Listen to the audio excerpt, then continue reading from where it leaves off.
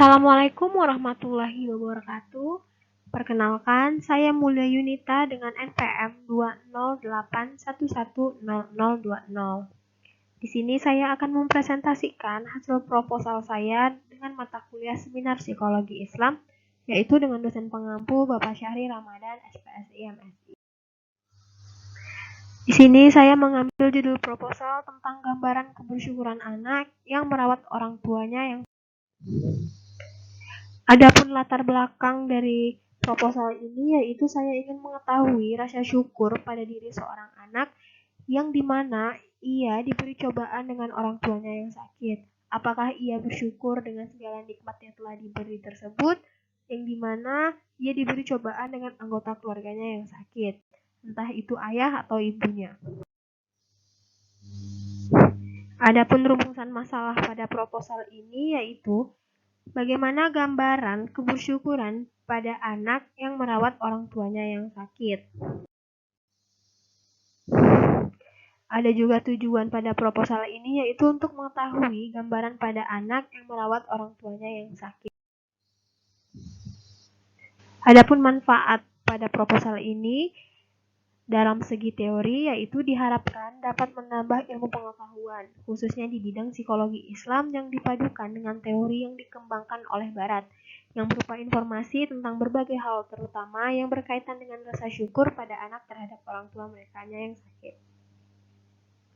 Dalam segi praktiknya, bagi penulis diharapkan proposal ini dapat menjadi alat untuk mempraktikkan teori-teori yang telah diperoleh selama di bangku perkuliahan selama ini, sehingga penulis dapat menambah pengetahuan secara praktis mengenai rasa kebersyukuran anak terhadap orang tuanya. Serta bagi peneliti selanjutnya diharapkan proposal ini dapat menjadi sumber referensi yang berguna serta memberi pemahaman kepada peneliti selanjutnya, dan dapat lebih melengkapi serta menggali data yang lebih mendalam agar didapatkan hasil yang maksimal. Adapun teori pada proposal ini yaitu Syekh Abdurrahman Al-Zaidi menyatakan orang yang bersyukur adalah orang yang baik jiwanya, lapang dadanya, tajam matanya, hatinya penuh dengan pujian kepada Allah dan pengakuannya akan nikmatnya.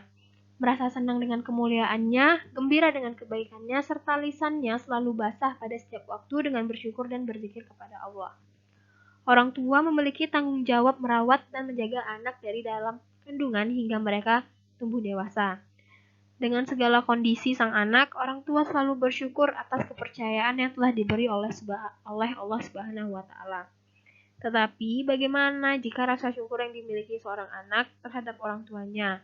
Bagaimana seorang anak tersebut menerima dan berterima kasih atas cobaan yang diberi dengan orang tuanya yang sakit? Adapun aspek dari kebersyukuran, yaitu menurut Al-Ghazali 1975 menjelaskan mengenai aspek dari syukur itu terdiri dari yang pertama ada ilmu. Ilmu atau pengetahuan dalam hal ini adalah mengetahui nikmat yang telah diberi oleh Yang Maha Memberi Allah Subhanahu wa Ta'ala. Seorang individu harus mengerti bahwa nikmat itu banyak.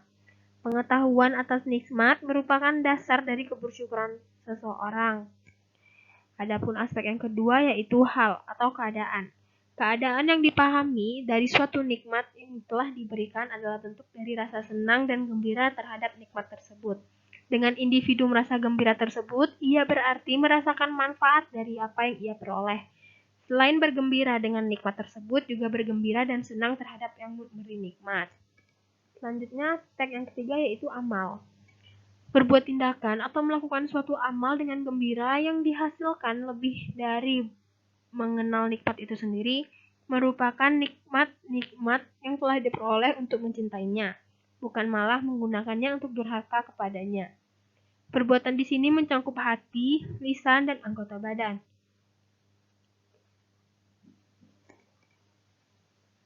Merawat orang tua, untuk membantu usaha kesehatan orang tua tidak terlepas dari peran keluarga. Dari pandangan masyarakat, keluarga adalah sistem dasar tempat perilaku kesehatan dan perawatan diatur, dilakukan serta dijalankan. Fungsi keluarga juga dapat diartikan sebagai pemahaman keluarga tentang penyakit yang diderita oleh anggota keluarganya. Jika keluarga mengenal dan paham dengan penyakitnya, maka keluarga akan mengambil sikap dan tindakan untuk merawat orang tuanya yang sakit. Itu menurut Friedman 2010. Ada banyak jenis penyakit yang menyerang orang tua jika sudah memasuki usia lanjut. Tidak harus menunggu memasuki usia lanjut orang tua untuk merasakan yang namanya sakit. Tetapi banyak orang tua di usia lanjut yang memang memiliki riwayat penyakit ataupun sakit yang disebabkan proses penuaan. Di antaranya itu ada stroke, diabetes, hipertensi, penyakit jantung, dan lain-lain. Tentunya dengan adanya anggota keluarga yang sakit, diperlukan perhatian lebih dalam menjaga dan merawat mereka. Ada sebuah sabda Nabi Muhammad SAW bahkan menjelaskan orang-orang yang tidak mendapat keridhaan orang tua padahal masih bisa mendapati orang tua saat renta adalah orang yang terhina. Adapun dari Abu Hurairah, Nabi SAW bersabda, sungguh terhina, sungguh terhina, sungguh terhina. Ada yang bertanya, siapa wahai Rasulullah? Beliau bersabda, sungguh hina seseorang yang mendapati kedua orang tuanya yang masih hidup atau salah satu dari keluarganya ketika mereka telah tua, namun justru ia tidak masuk surga. Hadis riwayat Muslim. Maka dari itu, mengapa saya mengambil teori ini? Karena saya ingin mengetahui apakah seorang anak yang merawat orang tuanya yang sakit, ia merasakan syukur tersebut dalam dirinya.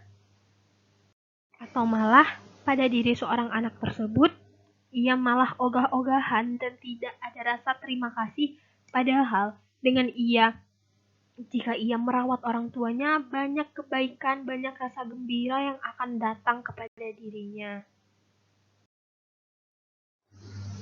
Selanjutnya itu desain penelitian. Di sini menggunakan metode kualitatif. Menurut Moleong, penelitian kualitatif adalah penelitian yang bermaksud untuk memahami fenomena tentang apa yang dialami oleh subjek penelitian seperti perilaku, persepsi, motivasi, tindakan, dan lain-lain secara holistik dan dengan cara deskripsi dalam bentuk kata-kata dan bahasa pada suatu konteks khusus yang alamiah dengan memanfaatkan berbagai metode alamiah.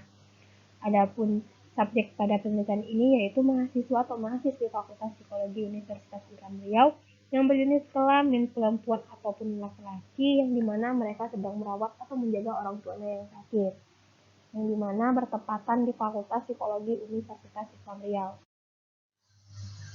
Adapun teknik pengumpulan data pada proposal ini yaitu menggunakan teknik wawancara. Wawancara yang dilakukan penelitian adalah wawancara semi terstruktur, yaitu peneliti menggunakan pedoman wawancara yang tersusun secara sistematis dan lengkap. Namun, peneliti dapat menambahkan pertanyaan-pertanyaan yang lain di luar dari pedoman wawancara.